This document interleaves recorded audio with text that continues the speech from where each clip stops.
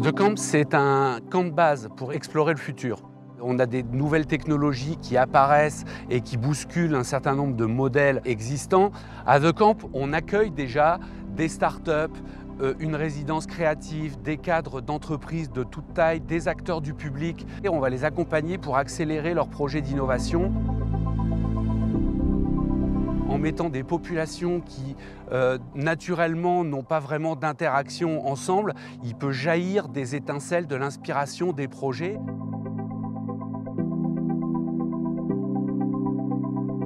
L'idée était évidemment de protéger l'ensemble de l'activité et de la communauté qui va venir se rencontrer ici.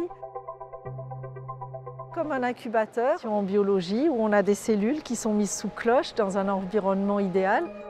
Au lieu d'avoir une protection qui est la cloche, eh bien c'est une espèce de parasol géant.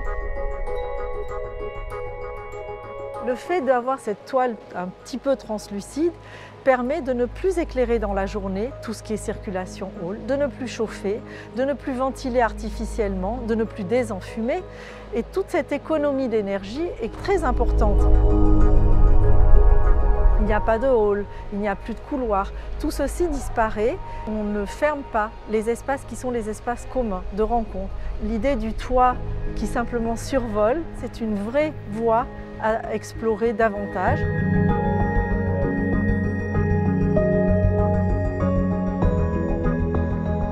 Alors on peut parler pour la forme générale d'un chapiteau inversé qui est composé de 3 impluviums. La couverture représente une surface de 7000 m². Chaque impluvium est composé de tronçons de membrane, il y en a 25 en tout.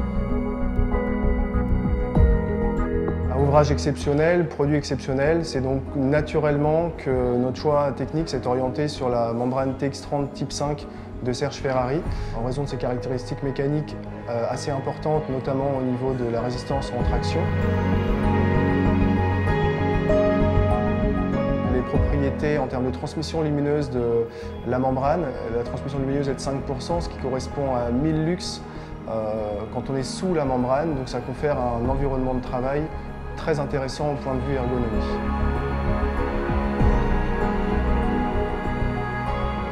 On peut aussi souligner l'Euroclass, un classement au feu donc de la membrane.